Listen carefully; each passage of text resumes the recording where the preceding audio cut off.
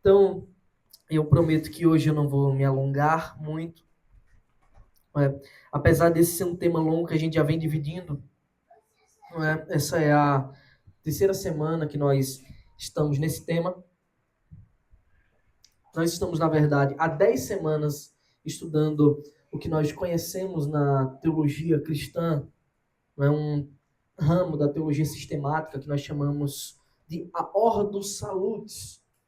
É uma expressão em latim que significa a ordem da salvação, tá? Então, nós não estamos fazendo um estudo de um livro da Bíblia em específico. Na verdade, a gente tem um estudo nas quintas-feiras sobre isso. Demos uma pausa por algumas semanas para fazermos esse estudo. E assim que Deus permitir a conclusão desse tópico, desse tema, nós voltaremos para a carta de Paulo aos Coríntios e prosseguiremos capítulo por capítulo, enquanto Deus permitir. Tá bem? Mas nós estamos estudando a Ordem dos Salutis, que é basicamente a ordem da salvação. São as doutrinas, os elementos que compõem a nossa salvação. Mas, Mário, não é só a salvação? Deus nos salva pela graça? Sim. Mas quando nós passamos a nos fazer algumas perguntas, a gente vai aprofundando e descobrindo que a salvação ela tem algumas camadas que devem ser descobertas. E a gente não pode inventar as coisas no que diz respeito à palavra de Deus, à Bíblia, às doutrinas do Senhor. Nós não inventamos, não. Não devemos fazer isso. Deus não nos permite. Mas devemos nos perguntar algumas coisas. Devemos nos perguntar algumas coisas. E quando nós nos fazemos as perguntas, as doutrinas elas vão surgindo das Escrituras, elas vão pulando da palavra de Deus.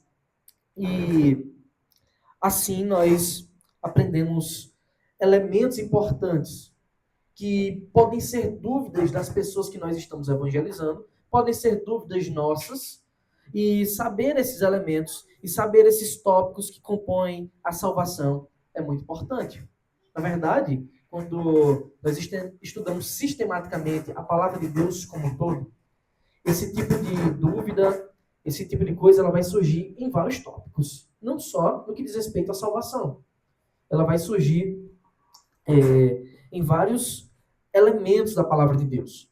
Mas nós devemos diligentemente buscar conhecer cada vez mais. E quanto mais conhecemos, mais nós percebemos o quão profundo são as Escrituras Sagradas, o quão profunda é a palavra de Deus, como ela tem uma fonte inesgotável de verdades e de ensinos que apresenta para nós a grandiosidade, a perfeição, a magnificência do nosso bondoso Deus. Tá bem? Então, algumas perguntas, por exemplo, que surgem acerca da salvação, nos leva a construir uma ordem não cronológica, ou seja, não o que vem necessariamente primeiro, mas uma ordem lógica do que compõe a salvação. Tá? Está circulado aqui, os irmãos estão vendo, o degrau da ordem dos salutos que nós estamos, já no antepenúltimo, santificação. Mas já passamos por eleição, o que é eleição, estudamos a eleição, um tema tão importante. Estudamos o que é o chamado de Deus, quando Deus na história intervém e ele levanta um homem para pregar o evangelho para nós, um homem que fala uma pessoa, e o Espírito Santo ele nos chama por dentro, removendo o nosso coração de pedra, colocando o coração de carne, e nós nos tornamos receptivos ao evangelho. Observe, quando nós recebemos esse chamado interno, acontece também o que nós falamos de regeneração, que esse ato do Espírito Santo nos transformar. Nós chamamos na palavra de Deus de nascer de novo. E aí nós nos tornamos receptivos ao evangelho, e quando a palavra nos é pregada, a gente não diz, não, eu quero lá saber disso. Nós dissemos, sim, é verdade, Cristo me salvou pela graça maravilhosa, pelo seu amor infinito. E acontece o que nós chamamos de conversão. E a consequência lógica disso. A conversão, nós vimos que se dá em 2 pontos. É quando nós olhamos para o nosso passado e diz, a gente viveu errado. Por muito tempo eu estava errado. E nós nos arrependemos. Nós nos sentimos culpados dos nossos pecados. E aí nós olhamos agora para frente na conversão também, enxergamos Cristo, aquele que é apto para nos salvar. E nós nos agarramos a Ele pela fé. E somos, de fato, convertidos. A conversão é essa mudança de deixar para trás o velho homem, o passado, e agora viver para Cristo. E vem a justificação. E quando isso acontece, Deus nos declara justos. Observe, a gente não era justo, nós pecamos. O nosso passado ele não foi alterado como se eu não tivesse feito aquilo. Mas a justificação é a declaração no tribunal de Deus. Porque Cristo pagou cada um daqueles atos errados na cruz do Calvário. Ele levou o nosso escrito de dívida e o Senhor nos declarou justificados. Imediatamente acontece uma das coisas mais lindas que a palavra de Deus nos escreve. O Senhor não só nos justifica, não só nos declara justo, não só olha para nós e diz, olha, você tinha esse débito todo aqui e apresenta o recibo, mas não é um recibo vazio, é um recibo de pago. Jesus pagou por você, porque você creu pela fé. E agora você será meu filho. Ele nos adota. Passamos a ser membros da família de Deus. Nós mergulhamos nessa beleza da doutrina da adoção de filhos. Mergulhamos na beleza do que é ser filho de Deus. Não é uma coisa da boca para fora. Significa dizer, então, que temos um novo nome. Significa dizer que temos uma herança. Significa dizer que temos direitos reais. E esse Deus, quando adota um filho, ele jamais o deserda. Bem, adentramos a doutrina da santificação. Uma consequência prática nas nossas vidas. Todo aquele que se converte verdadeiramente, todo aquele que é salvo, é a santificação. E essa é a terceira semana que nós estamos estudando. Eu digo a você, fiz os slides de alguns pontos. Hoje é mais investigação de textos bíblicos, de chamado a sermos santos, uma ação prática nossa. Mas eu também não terminei o conteúdo, porque é tão vasto santificação, que é impossível terminar em 3, 4, 5 momentos de estudo. Na verdade, requer uma vida inteira estudando a palavra de Deus, porque de Gênesis a Apocalipse, nos 66 livros, a santificação de algum modo, ou de muitos modos, está lá implícita. Deus mostrando quem é, mostrando o seu caráter santo e requerendo do seu povo santidade.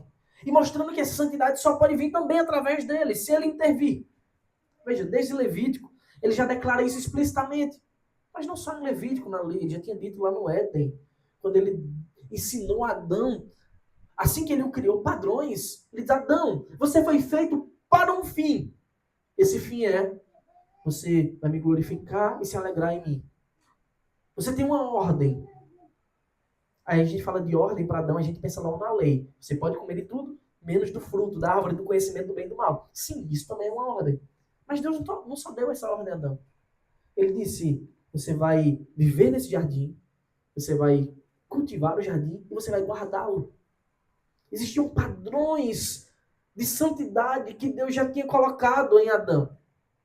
Da justiça de Deus, que é uma justiça que promove o florescer do jardim.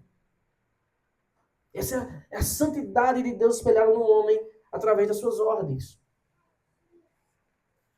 Mas as escrituras, elas dizem abertamente, claramente, eu sou o Senhor que os tirei da terra do Egito para que eu seja o Deus de vocês. Portanto, sejam santos, porque eu sou santo. Quando é para dizer claramente, o Senhor também diz. Não é só em Gênesis, em Levítico, em Números. Em todas as escrituras. Há um chamado constante para vivermos em santidade.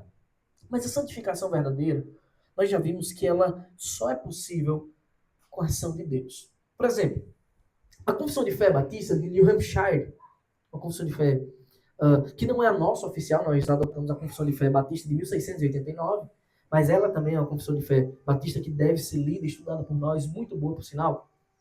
No capítulo 10, sobre a santificação, está escrito: cremos que a santificação é o processo, ou seja, diferente da justificação, que é um ato, a santificação é um processo pelo qual, segundo a vontade de Deus, nós somos feitos participantes de sua santidade. Ou seja, a santificação é isso. É um processo que Deus vai cada vez mais nos moldando ao seu caráter. Que ela é uma obra progressiva, que é iniciada na regeneração e é efetivada nos corações dos crentes pela presença e poder do Espírito Santo. Observe, ela inicia no dia da nossa conversão, ela só é possível por causa do Espírito Santo. O que é que o Espírito Santo faz? Ele é o selador e consolador. E ele faz isso através dos usos contínuos dos meios decretados. Que Que meios são esses que nos santificam? Especialmente a palavra de Deus, o autoexame, a abnegação, a vigilância e a oração. Pela palavra de Deus nós aprendemos a sua vontade. Pelo autoexame nós verificamos onde temos falhado. Pela abnegação nós rejeitamos aquilo que devemos rejeitar. Pela vigilância nós passamos a estar atentos para não cairmos nas ciladas. E pela oração nós somos fortalecidos para viver segundo a vontade de Deus. Ele nos dá todos os meios. E só pode desfrutar de fato da beleza, da perfeição desses meios aqueles que são realmente convertidos ao Senhor. Tá bem? Então, a santificação é uma obra constante. Irmãos, saibam que quem quiser fazer alguma pergunta ou participar, fique à vontade, tá bom? Alguém quer falar alguma coisa?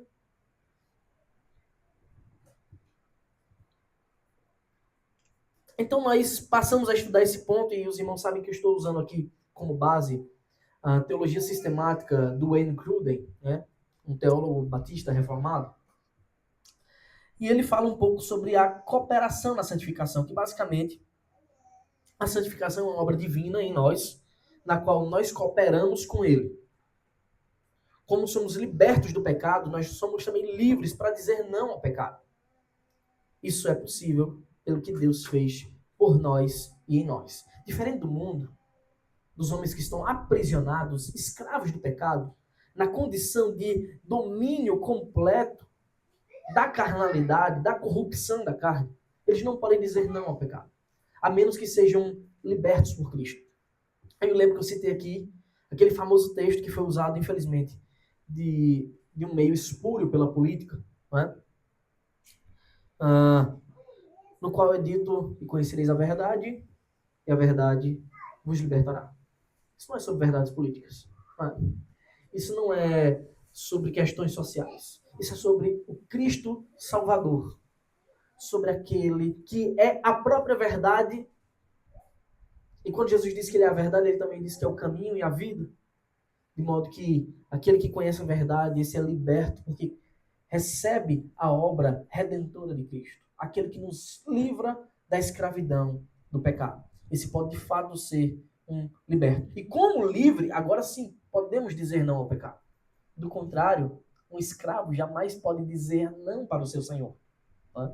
Aquele que dedicou algum tempo da escola estudando sobre escravidão, ele lembra que o escravo, ele tem quantos direitos o escravo? Nenhum. A gente costuma estudar na escola, né, a escravidão normalmente voltada para as questões raciais, né? Mas existem outros modelos de escravidão bem mais antigos, que eram escravidão de dívida, de servidão, e muitas vezes as pessoas se colocavam nessa condição.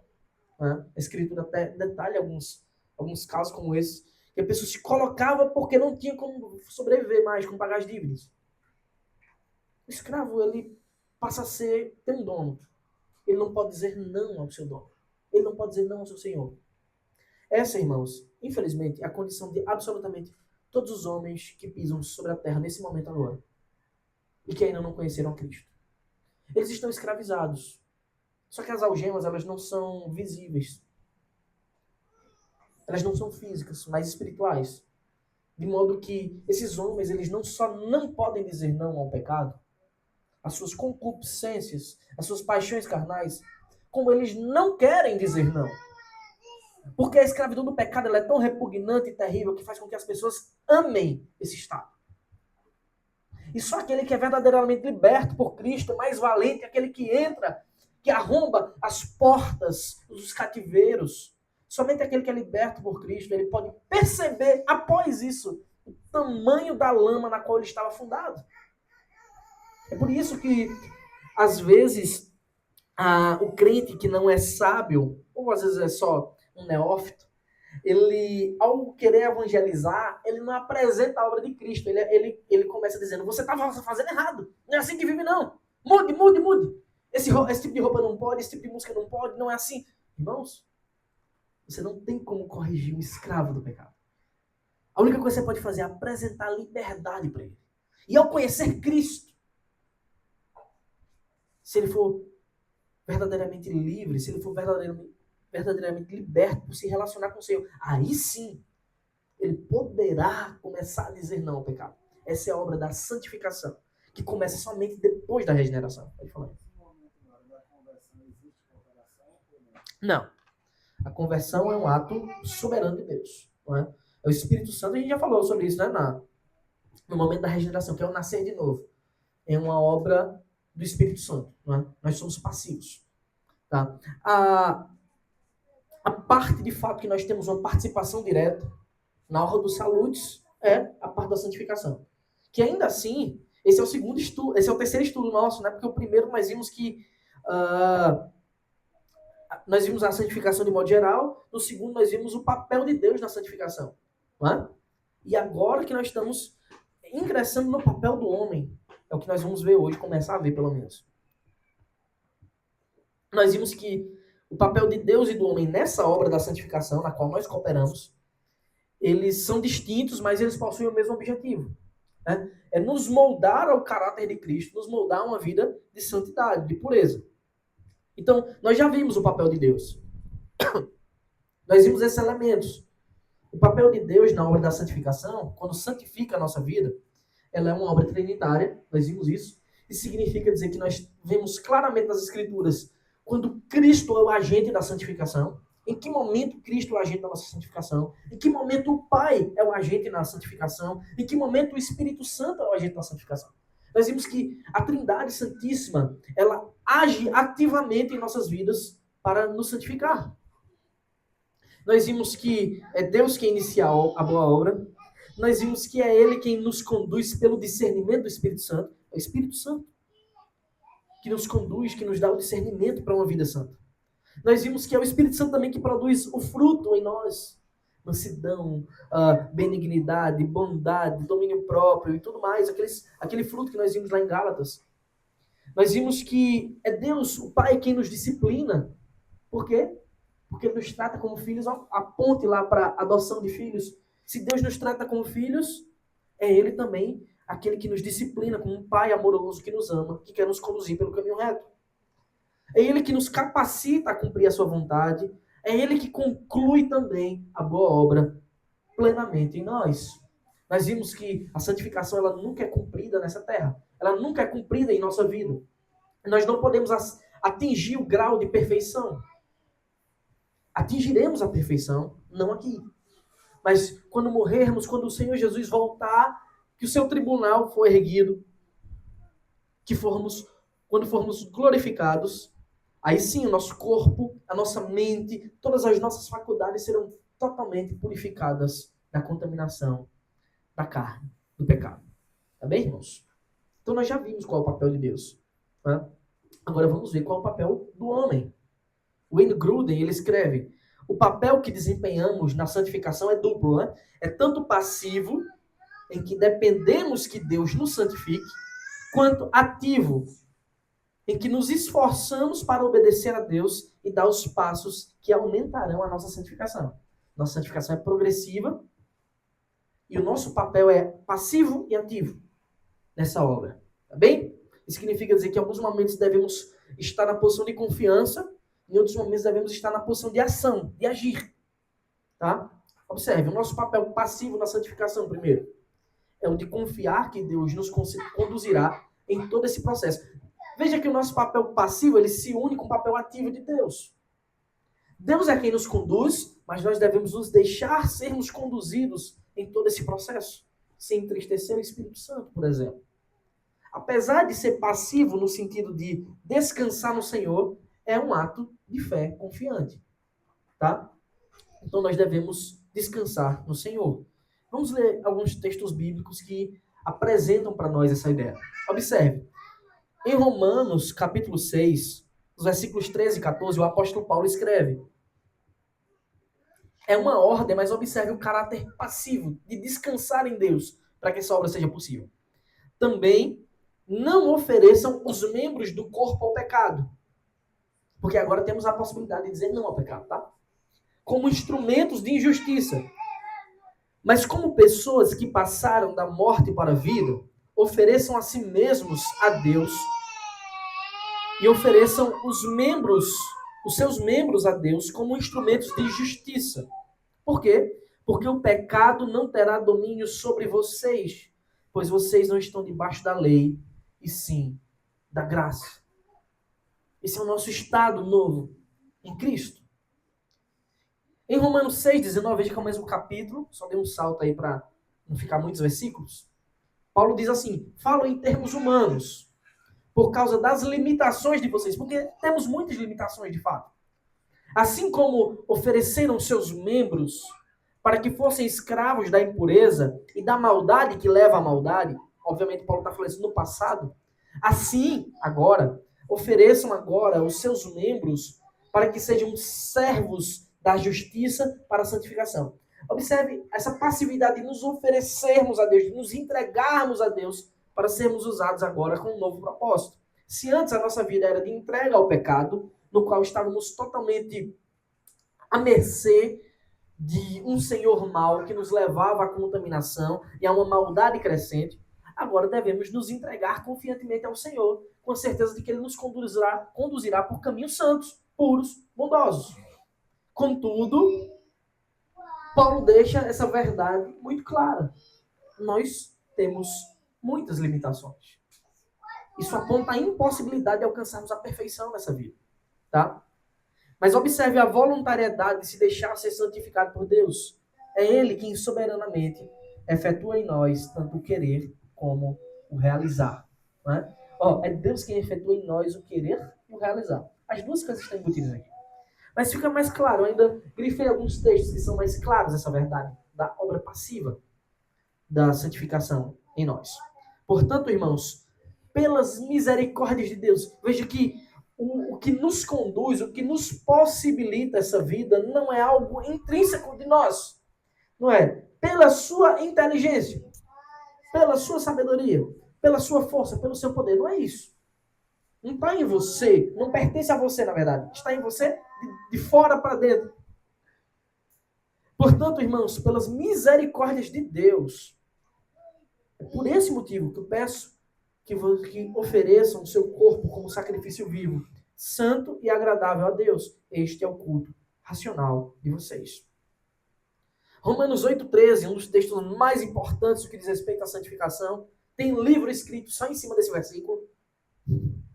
Está escrito: porque se vocês viverem segundo a carne, caminharão para a morte. Mas, se pelo Espírito, observe o motivo passivo da entrega, porque não é por nós, é pelo Espírito. É Deus agindo em nós. Se pelo Espírito mortificarem os feitos do corpo, certamente viverão. Observe a necessidade da proeminência divina para a possibilidade de uma vida santificada. Se Deus não estiver ativamente agindo em nós, seremos incapazes de viver em santificação. Por isso é tão importante aquilo que vimos na confissão de New Hampshire, que eu citei. Devemos o tempo todo fazer o uso dos meios ordinários que Deus nos deu para estarmos entregues em seus braços poderosos. Quais são os meios ordinários? Leitura da palavra, oração, confiança, abnegação e vigilância. Percebe? Jesus nos exorta várias vezes nas Escrituras para sermos vigilantes, servos vigilantes. Bem-aventurado é o servo vigilante. O que não é vigilante, ele não é bem-aventurado, porque chega um momento que o Senhor vem, bate a porta e ele não percebe. Então, nós devemos reconhecer que sem Deus agindo ativamente em nós, e nós, de certo modo, permitindo isso, né, nos deixando, nos entregando ao agir de Deus, a santificação não ocorrerá. Tá bem? Então, o nosso papel agora ativo na obra da santificação. Observe como um mesmo versículo ele pode trazer a dupla verdade do papel ativo e passivo nessa obra de Deus em nós, nessa obra da santificação em nossas vidas. O texto de Romanos 8,13 diz: porque se vocês viverem segundo a carne, caminharão para a morte, mas se pelo Espírito mortificarem os feitos do corpo, certamente viverão. Observe que eu grifei aí em vermelho, se pelo Espírito. Ou seja, nesse caso, passivo para nós. É o Espírito atuando em nossa vida. Tá? É Deus que exerce o seu poder em nós. Só que quando a gente vai para a sentença seguinte que Paulo escreve, mortificarem os feitos do corpo. Observe que tem um voz aqui embutido, omitido antes do mortificarem. Se pelo Espírito vocês mortificarem os feitos do corpo. Observe que tem uma obra passiva, que a gente recebe de Deus pelo Espírito, mas tem uma parte ativa em nós. Nós devemos mortificar os feitos do corpo. Nós devemos querer isso, devemos buscá-lo. Contudo, isso é possível se nos deixarmos ser usados pelo Espírito Santo. Então, um versículo só traz essa dupla verdade, essa verdade tão profunda para nós. A obra da santificação, ela é uma ação divina, nós já vimos Deus fazendo tudo em nós. Ela também é uma obra humana, na qual passivamente permitimos Deus agir em nós. Não é que a gente pode dizer não para Deus não, tá, irmãos? É uma expressão, digamos assim, coloquial para a gente conseguir compreender essa verdade. Mas é também ativa no sentido de nós devemos querer, e nós devemos buscar, e nós devemos nos esforçar. E a gente vê vários mandamentos sobre isso nas Escrituras. Quando Cristo diz, sejam vigilantes. Quando Cristo diz, cada um negue-se a si mesmo, tome sua cruz e me siga. A gente tem mandamentos diretos do Senhor. Então, quando a gente vai investigar a obra da santificação, devemos também mergulhar nesses textos. E aí eu trouxe aqui uma sequência de textos que nos chamam para isso. Tá bem? Mas eu trouxe mais uma passagem bíblica que apresenta essas duas verdades. Está lá em Filipenses 2, 12 e 13.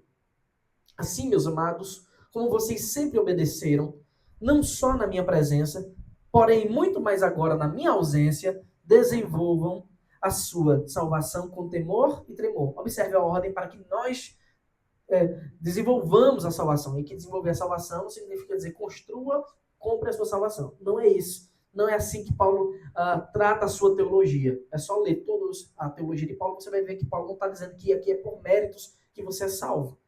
Paulo está falando aqui de santificação. Quando você lê o contexto e tudo mais, você vê isso aqui. Até porque Paulo continua dizendo, porque Deus é quem efetua em vocês tanto o querer como realizar. Ou seja, a vontade de querer ser santo é Deus quem efetua em nós. A possibilidade de realizar essa obra de santidade, quem efetua em nós também é Deus. Então aqui não é sobre a escolha humana e aqui também não é sobre a capacidade intrínseca do homem. Paulo não está dizendo isso. Mas ele está dizendo que temos uma responsabilidade muito grande, uma vez que fomos salvos, de buscar viver ativamente uma vida para a glória de Deus. Então a gente também tem nesse mesmo texto uma parte ativa em nós e passiva quando recebemos de Deus o querer e o realizar de tudo isso.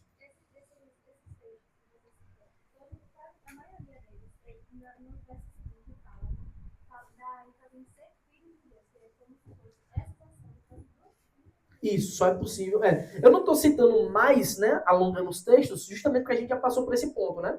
Essa obra, ela só é possível nos filhos de Deus. Tá? Eu até falei aqui em outro momento, que às vezes, eu falei hoje do querer corrigir quem não é crente, né? De se vive uma vida correta, né? Não. Se a pessoa é escrava do pecado, ela tem que ser primeiro liberta. Só é possível santificação depois que alguém se converte, tá bem? Mas outra coisa que acontece muito é um entendimento errado de algumas pessoas quererem aconselhar, eu estou falando aqui de aconselhamento no sentido bíblico, quem não é crente.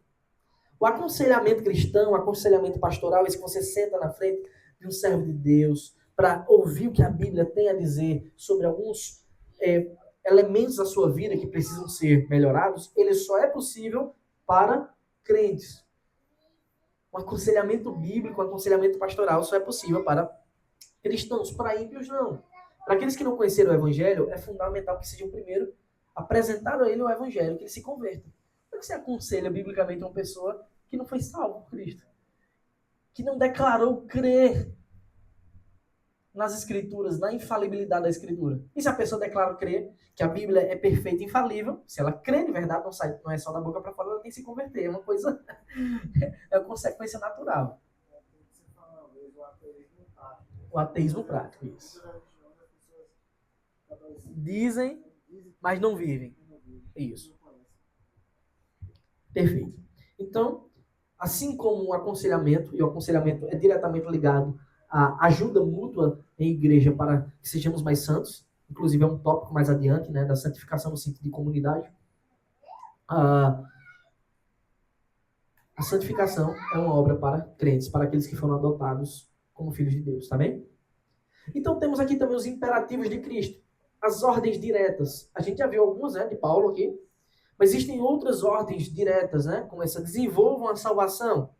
Não é? Paulo diz: desenvolvam a salvação. O que é que significa isso? Aqui está implícito também uma tensão que eu já expliquei aqui em outros momentos, a tensão do já, mas ainda não. Que é a questão do que nós já fomos salvos, mas ainda não fomos salvos. Gente, como assim, mano? É porque nós já fomos salvos da condenação do pecado. Aquele que crê em Cristo, que já foi justificado, selado por Deus, ele foi salvo da condenação do pecado. Você pode sim, se você é um crente, dizer: glória a Deus, eu não vou para o inferno. É uma certeza. O crente deve ter a certeza da salvação. Contudo, você ainda não foi salvo, porque a salvação é uma coisa muito ampla. Você ainda está vivendo no mundo caído. Você ainda está à mercê da morte física. Você ainda tem a possibilidade de cair em vários pecados. Então, existe uma tensão. Já fomos salvos, a obra de Cristo já foi eficaz em nossas vidas, mas a gente ainda não desfruta de toda a beleza da salvação. Tá bem? Então, já fomos salvos da condenação do pecado. Quando Paulo diz: desenvolvam a salvação, ele está nesse interregno aí, nesse meio, tá bem? Do já, mas ainda não. Estamos sendo salvos do domínio do pecado. Isso é a nossa vida, nossa vida de santificação. Cada vez mais, quando somos santificados, nos aproximamos mais de Cristo. Nós somos moldados ao caráter de Cristo.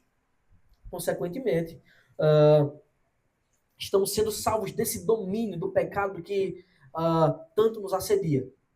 E por fim, ainda seremos salvos da presença do pecado. Essa é a promessa final da salvação para nós. Uma vida totalmente pura, sem contaminação da carne. Ou seja, sem nenhum elemento corrupto em nós, no qual seremos integralmente puros na eternidade, em corpo e espírito. Nossa unidade psicossomática completamente pura nos céus, tá bem?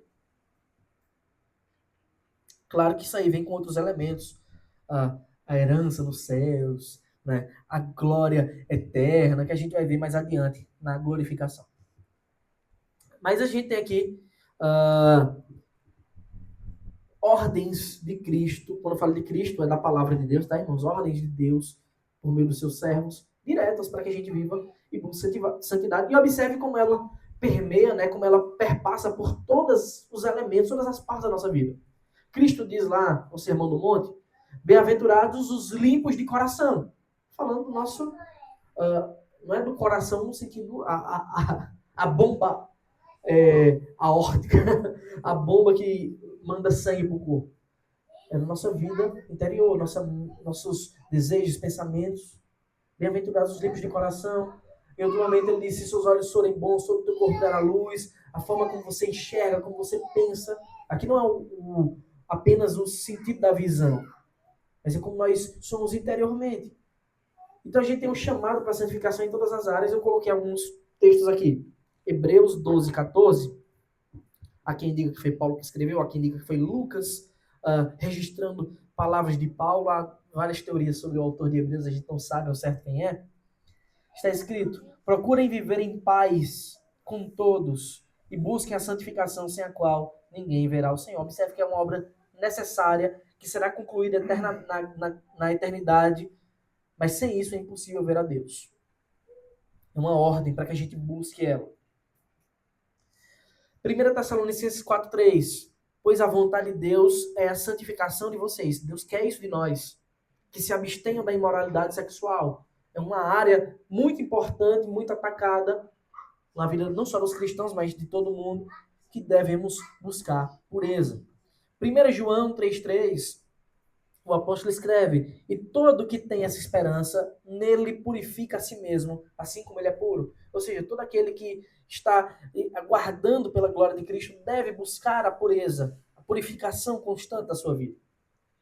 Então, aqui são apenas alguns textos de tantos que a Escritura nos apresenta. 2 Coríntios 6,14, Paulo diz: não se ponham em julgo desigual com os descrentes, pois que sociedade pode haver entre a justiça e a iniquidade? Ou que comunhão existe entre a luz e as trevas? Observe uma ordem clara para que os nossos relacionamentos íntimos, tá? Mais especificamente os do casamento, mas isso aqui serve para outros tipos de relacionamento também, não sejam firmados com pessoas que simplesmente não têm uma vida com Deus. Tá? 2 Coríntios 7:1, Paulo escreve: portanto, meus amados, tendo tais promessas, purifiquemo-nos de toda impureza, tanto da carne como do espírito. Olha como Paulo generaliza, não é? Toda a natureza humana, aperfeiçoando a nossa santidade no temor de Deus. Veja, é uma obra ativa. Nós devemos buscar isso constantemente, uma vida pura. Eu tenho dito isso nas pregações aqui constantemente, que se de fato vivêssemos um cristianismo autêntico em nossa geração, não estou falando de nós propriamente dito, mas todos esses números que dizem, né? Não sei quantos por cento, 1/4 da população brasileira de crentes, se de fato buscássemos isso, certamente impactaríamos o mundo. Eu não estou falando de viver uma vida perfeita, a gente é cheio de pecado, mas desejo e a busca por isso já causaria um grande impacto em nossa nação. Se de fato fôssemos esse quantitativo todo que sai nas pesquisas. Salmos 1, versículo 1 e 2, primeiro salmo, tá? Bem-aventurado é aquele que não anda no conselho dos ímpios, não se detém no caminho dos pecadores, nem se assenta na roda dos escarnecedores. Pelo contrário, seu prazer está na lei do Senhor, e na sua lei medita de dia e de noite. Observe que feliz, abençoado, significado de bem-aventurado, é aquele que não anda sob os conselhos, os ensinos dos ímpios, das pessoas que não têm compromisso com Deus. Bem-aventurado, feliz é aqueles que não se detêm, que não param, que não caminham junto com os pecadores. Aqui não é o caminhar físico, mas é viver a vida no mesmo propósito. Que não se assenta, né, que não comunga com os escarnecedores, com as pessoas que blasfemam de Deus. Pelo contrário, bem-aventurado, feliz, abençoado é aquele em que tem prazer no que Deus ensina, no que Deus requer de nós. O que é que Deus requer de nós? Sede santos, porque eu sou santo. Bem-aventurado é aquele que na sua lei medita de dia e de noite. E o que é que ensina a lei de Deus? Como nós devemos viver de forma santa nesse mundo, sem nos moldarmos ao padrão deste século. 2 Pedro, capítulo 1, versículos de 5 a 9, e eu já estou encerrando, mas não vou seguir aquele texto. Não. Nicodemos disse que quando o pastor diz isso, nunca acreditem que ele vai passar mais umas meia hora falando. 2 Pedro, capítulo 1, de 5 a 9, está escrito: por causa disso, concentrando todos os seus esforços, observem, concentrando todos os seus esforços, acrescentem a fé que vocês têm à virtude. A virtude, o conhecimento. Ao conhecimento, o domínio próprio. Ao domínio próprio, a perseverança. A perseverança, a piedade. Acrescentem a piedade, a fraternidade, o amor. Percebe? Como nós devemos, com todo o nosso esforço, nos acrescentar essas áreas, ou seja, fazê-las frutificarem em nossa vida. Isso é possível com o Espírito Santo, obviamente. E ele diz, versículo 8, porque essas qualidades, estando presentes e aumentando cada vez mais, progressão na santificação, farão com que vocês não sejam nem inativos, nem frutíferos. Observe, quando nós buscamos essas coisas, por aquilo que Deus nos permite, nós não nos tornamos inativos nem infrutíferos. Significa dizer que nós temos serviço santo na casa de Deus e damos fruto. Não, no pleno conhecimento do nosso Senhor Jesus Cristo. Ou seja, sempre firmado em Cristo. Pois aquele que não tem essas coisas é cego, vendo só o que está perto e se esqueceu da purificação dos seus antigos pecados. Ou seja, aquele crente que desistiu de se esforçar para viver para a glória de Deus, ele está cego. Ele está fadado a, infelizmente, ser pedra de tropeço na vida das outras pessoas. Porque esqueceu do que Deus fez por ele. Ele nem dá frutos e nem é ativo na obra. Não é? Então, nós devemos ter grande diligência em servir a Deus. Tá bem? Então, existe um equilíbrio santo sobre a obra passiva e ativa da santificação em nós. Wayne Grudem escreve: é importante que continuemos a crescer tanto em nossa confiança passiva em Deus para nos santificar, quanto em nosso esforço ativo pela santidade e uma maior obediência em nossa vida. As duas coisas são importantes, confiar e agir. Porque se a gente negligenciar, é o que ele disse, se negligenciarmos o esforço ativo de obedecer a Deus, tornamos-nos cristãos passivos e preguiçosos. Se negligenciarmos o papel passivo de confiar em Deus e de render-nos a Ele, tornamos-nos orgulhosos e excessivamente confiantes em nós mesmos. Em qualquer dos casos, nossa santificação será muito prejudicada. Precisamos manter simultaneamente a fé e a diligência em obedecer. Se a gente falhar em um dos pontos, a gente fica manco. Ou a gente se torna orgulhoso achando que tudo é pela nossa capacidade própria, ou a gente se torna preguiçoso, dizendo, não, entrego na mão de Deus e aí vamos ver o que acontece. Preguiça. A gente deve fazer as duas coisas, confiar, entregar e agir. Tem uma música antiga que diz, crer e observar tudo quanto ordenar, o fiel obedece ao que Cristo mandar. Temos também a santificação em comunidade. Eu vou ler só um versículo para a gente ver. Os outros são versículos que vão falar a mesma coisa. E nós vamos encerrar. Tá bem? Para mostrar que a santificação existe em outros textos, tá? Tá bem, irmãos? Depois eu vou disponibilizar os slides, os irmãos veem. Mas é importante a gente saber disso. A santificação não é uma coisa que se vive só. É também uma obra comunitária. Cuidemos também de nos animar uns aos outros no amor e na prática de boas obras. Não deixemos de nos congregar, como é costume de alguns. Pelo contrário, façamos admoestações, ainda mais agora que vocês veem que o dia se aproxima. O dia com D minúsculo significa volta de Cristo, tá? Que o dia da volta de Cristo, o D maiúsculo, na verdade, se aproxima. Então, é uma obra que nós devemos agir também em comunidade. A santificação é uma ação comunitária também. Ninguém pode ser santo sozinho, até porque Cristo chamou para viver em comunidade. Se a gente deixa de congregar, a gente já está desobedecendo a Deus. Tá bem, irmãos? Dúvidas? Perguntas?